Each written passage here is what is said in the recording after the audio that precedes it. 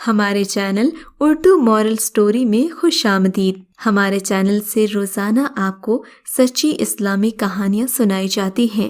ان کہانیوں میں کوئی نہ کوئی ایسا سبق چھپا ہوتا ہے جو آپ کی زندگی سنوار سکتا ہے۔ آج کا واقعہ بھی ایسا ہی ہے۔ چلیے سنتے ہیں آج کی کہانی۔ آج سر شام ہی گھر آ گیا تھا۔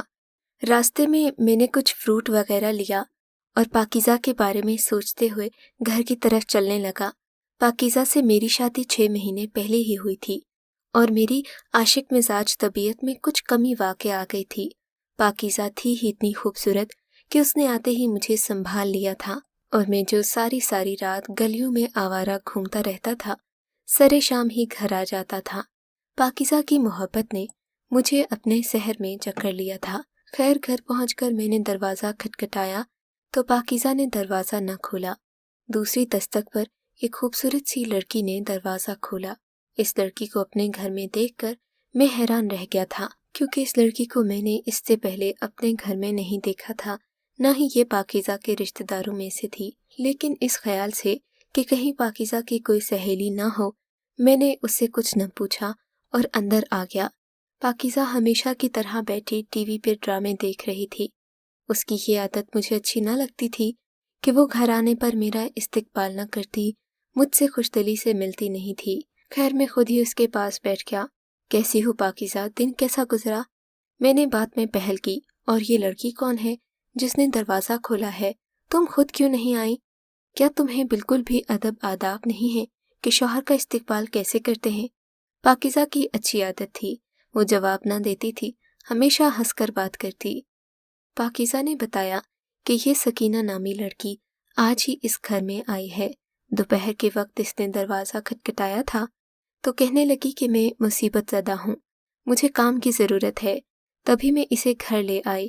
آئندہ سے یہ آپ کے اور میرے لیے کھانا بنایا کرے گی۔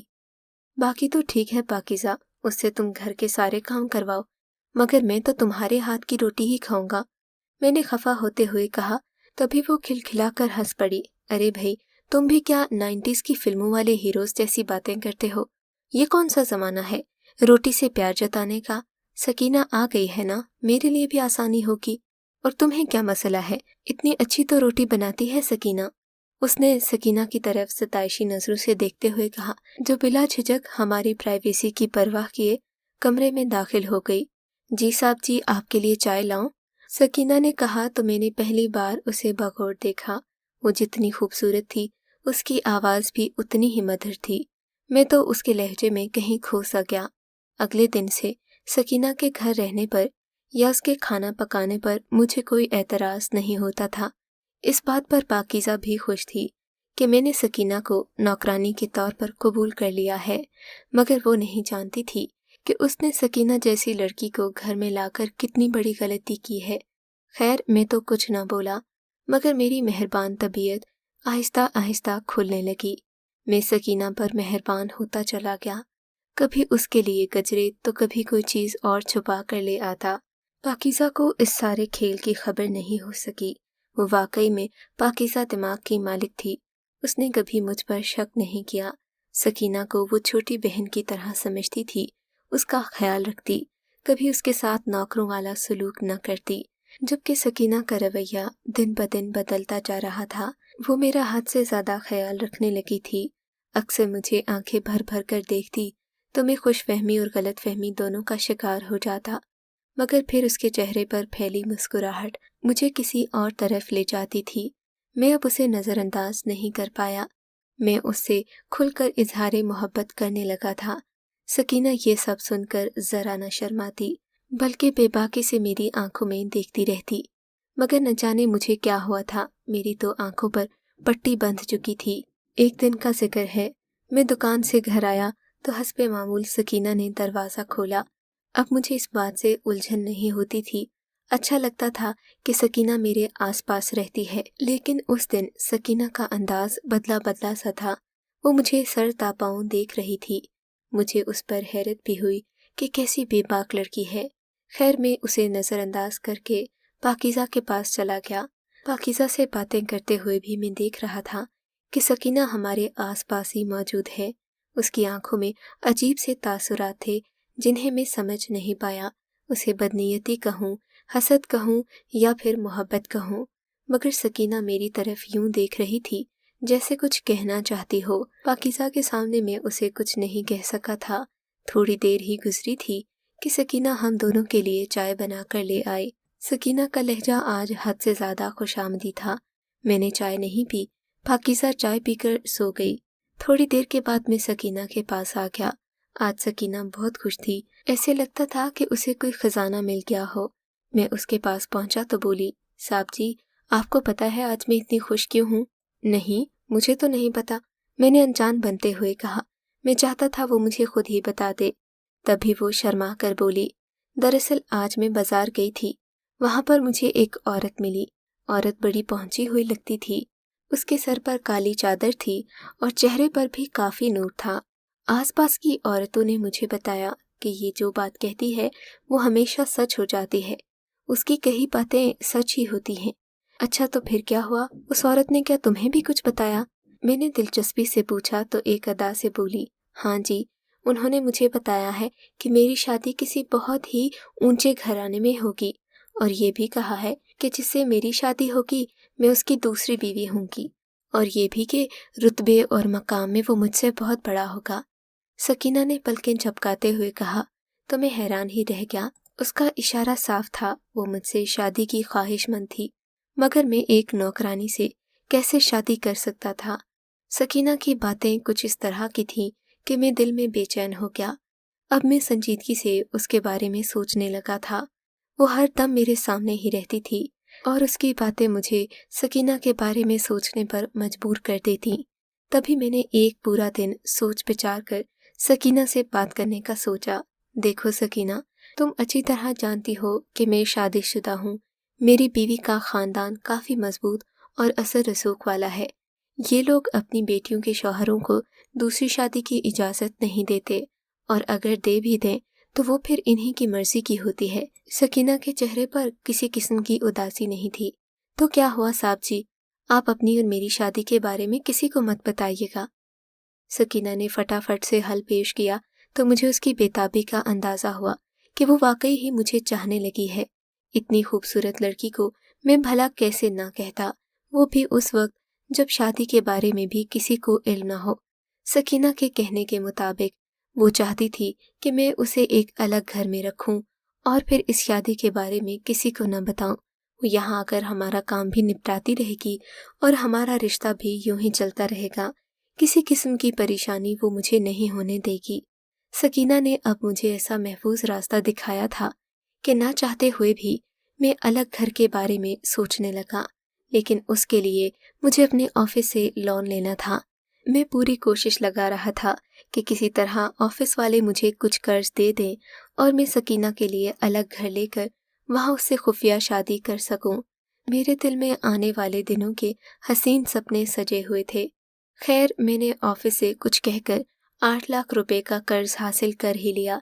इत्तेफाक से अगले ही दिन पाकीज़ा को मैके जाना पड़ा। उसे कुछ ज़रूरी काम था। उसकी अम्मी बीमार थीं, तभी वो मैके जाना चाहती थी। मेरी तो मुराद बर आई। मैं सकीना से दिल खोल कर बातें करना चाहता था और उसे बताना चाहता था कि मैं ऑफिस से कर्ज की रकम भी ले चुका हूँ और अब हमें एक होने से कोई नहीं रोक सकता।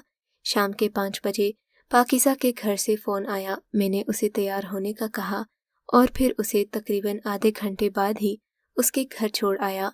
वापसी पर आते हुए मेरे कदम ज़मीन पर नहीं टिक रहे थे। दिमाग में सकीना का अक्स था। मैं उससे फ़ौरन बातें करना चाहता था, उसे खुश करना चाहता था कि मैंने उसके लिए ऑफिस से 8 लाख रुपए का कर्ज लिया है। नोटों की गड्डियाँ मेरे बैग में थीं। मैं सोच रहा था वो ये खबर सुनकर बहुत खुश होगी। मैं घर पहुंचा तो हस्बे मामूल उसने दरवाज़ा खोला। मेरी नज़र उसकी आंखों पर पड़ी, जहाँ चमक ही चमक थी। इंतज़ार के दिए रोशन थे। ये देखकर मुझे खुशी भी हुई और इत्मीनान भी। खैर, मैं अंदर आ गया। सकीना, तुम्हारे लिए एक बहुत बड़ी खुशखबरी है, मैंने पाकीज़ा की गैर मौजूदगी की वजह से कतरे ऊंची आवाज में कहा तो वो चौंक कर मुझे देखने लगी। क्या खुशखबरी है साहिब? मैंने बिना कुछ कहे अपने साथ रखा पैसों वाला बैग उसकी तरफ बढ़ा दिया। ये देखो, खोलकर इसे देखो, क्या है इसमें? سکینہ نے بیگ کھول کر دیکھا تو اس کی آنکھیں حیرت کے مارے پھیل گئیں۔ یہ کیا ہے صاحب جی، اتنے سارے پیسے؟ ہاں اتنے سارے پیسے، بس ان پیسوں سے میں ایک الگ گھر لوں گا اور پھر ہم وہاں چل کر آرام سے رہیں گے، کوئی ہمیں روک نہیں پائے گا، میں نے خوشی سے چہکتے ہوئے کہا۔ سکینہ بھی بہت خوش ہو رہی تھی، کہتی تھی کہ مجھ سے اب آپ کی دوری برداشت نہیں ہوتی۔ خیر پھر اس کا ری ایکشن نارمل ہوا تو میں نے اسے کہا کہ تم اچھی سی چائے بنا کر لاؤ، پھر ہم کوئی ٹی وی پر فلم دیکھتے ہیں۔ سکینہ خوشی خوشی چلی گئی۔ چائے بنانے میں اس نے خاصی دیر کر دی تھی، میں بیٹھے بیٹھے بور ہو گیا، سکینہ کا انتظار نہ ہو رہا تھا۔ میں اٹھا اور کچن کی طرف آ گیا۔ ارے سکینہ، اور کتنی دیر لگاؤ گی؟ میرے کہنے پر سکینہ اچھل کر سیدھی ہوئی، جیسے نہ جانے میں نے کیا کہہ دیا ہو۔ جی صاحب جی، بس ابھی آئی ہوں۔ ایک تو تم یہ مجھے صاحب جی نہ کہا کرو، میں نے محبت سے چور لہجے میں کہا۔ اب تو میں تمہارا ہونے والا شوہر ہوں گا، بس تم مجھے آذر جی کہا کرو، میں نے شوخ لہجے میں کہا تو وہ مسکراتی ہوئی چائے کی ٹرے لے کر باہر آ گئی۔ ٹرے میں نفاست سے بسکٹس بھی رکھے ہوئے تھے، مگر چائے کا کپ ایک ہی تھا۔ ارے سکینہ، یہ کیا تم چائے نہیں پیو گی؟ میں نے کہا۔ نہیں جی، میں نے تو کافی دیر پہلے ہی پی لی تھی، دوبارہ دل نہیں چاہتا، اس نے بہانہ بنایا۔ ہے تھوڑی دیر کے بعد میں چائے اور بسکٹ ختم کر چکا تو مجھے اپنے دماغ پر کچھ غنودگی سی محسوس ہوئی۔ میں نے اٹھنے کی کوشش کی مگر میں صوفے پر ہی ڈھہ گیا اور نہ جانے کب نیند کی وادیوں میں چلا گیا۔ میری جب آنکھ کھلی تو میں نے حیرت سے ارد گرد دیکھا، سکینہ کا نام و نشان نہیں تھا، جبکہ پیسوں والا کالا بیگ بھی میرے آس پاس کہیں نظر نہیں آ رہا تھا۔ میرے ذہن میں کچھ کھٹکا سا ہوا، میں ٹی وی لان سے باہر آ کر سکینہ کو آوازیں دینے لگا مگر وہ کہیں نہیں تھی۔ پورا گھر چھان مارا، سکینہ کا نام و نشان نہیں۔ باہر گلی تک بھی گیا مگر بے سود۔ اب جو گھر آ کر ہوش آیا تو دیکھا کہ میری بیوی پاکیزہ کے کمرے میں زیورات بھی غائب تھے اور اچھے خاصے پیسے بھی چوری ہو چکے تھے۔ میں اپنے آفس سے جو رقم بطور قرض لایا تھا وہ بھی سکینہ ہتھیا کر جا چکی تھی۔ اب سوائے ہاتھ ملنے کے کوئی چارہ نہیں تھا۔ میں جو اس کے ساتھ زندگی بتانے کے خواب دیکھ رہا تھا اب کیسے مایوس ہوا تھا۔ آنکھوں سے یکدم آنسو جاری ہو گئے۔ اتنا بڑا نقصان میں نے تو کبھی اپنی زندگی میں نہیں کیا ہوگا۔ میں نہ جانے کیوں بے اختیار مسجد کی طرف چلا گیا۔ نماز پڑھ کر اللہ سے رو رو کر دعا کی کہ مجھے معاف کر دے کہ میں نے ایک معصوم اور پاکیزہ عورت کو چھوڑ کر ایک ایسی لڑکی کی طرف توجہ دی جو بالکل بھی میری توجہ اور محبت کے حقدار نہیں تھی، اور میں کئی بار گناہ کا مرتکب بھی ہوا۔ اے اللہ، مجھے معاف کر دے۔ میں روتا جا رہا تھا اور ایک سکون میرے دل میں اترتا جا رہا تھا۔ تبھی مولوی صاحب نے مجھے زاروں قطار روتے ہوئے دیکھا تو میرے پاس آ گئے، کیونکہ مسجد تقریباً خالی ہو چکی تھی، سبھی لوگ جا چکے تھے۔ مولوی صاحب کے پوچھنے پر میں نے انہیں سارا واقعہ سنایا تو وہ افسوس سے بولے، بس بیٹا، انسان کو اس کی نیت کا صلہ ضرور ملتا ہے، اور پھر اسلام میں خفیہ نکاح جیسی کوئی چیز نہیں۔ مان لو کہ یہ تو زنا کا ایک طریقہ ہے، نکاح ہمیشہ اعلانیہ ہوتا ہے۔ تمہیں کس نے کہا تھا بیٹا کہ تم اپنی نیک اور شریف بیوی کو چھوڑ کر ایک نوکرانی کے چکر میں پڑو؟ مولوی صاحب نے مجھے کافی شرمندہ کیا، اور اس دن کے بعد سے میں نے پاکیزہ سے بے وفائی کرنے کا سوچا بھی نہیں، نہ ہی پاکیزہ نے گھر میں کوئی نوکرانی رکھی۔ اب وہ گھر کا سارا کام خود کرتی ہے۔ سبق اسے بھی ہو چکا ہے اور سیکھ میں بھی چکا ہوں کہ برے کاموں کا انجام ہمیشہ برا ہی ہوتا ہے۔ خدا ہمیں ایسے واقعات سے بچائے۔ اگر آپ کو آج کا یہ واقعہ پسند آیا ہے تو اس ویڈیو کو لائک ضرور کیجیے، اور اس طرح کے مزید قصے سننے کے لیے ہمارے چینل اردو مورل سٹوری کو سبسکرائب ضرور کیجیے۔